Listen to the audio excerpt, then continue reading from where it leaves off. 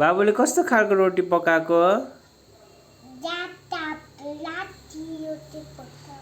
मिठो छ? हो। यो रोटी कसलाई खुवाउने? बाबुलाई। ओहो, मेरो छोरा त ठुलो भइसक्यो। रोटी पकाउने भइसक्यो।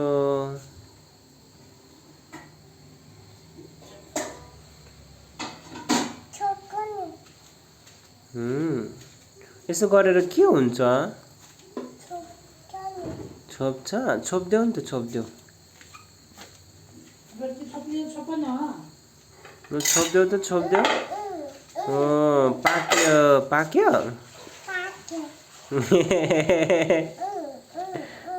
फेरि छोप्देऊ, फेरि छोप्देऊ। त्यहीँ छ त छोप्ने।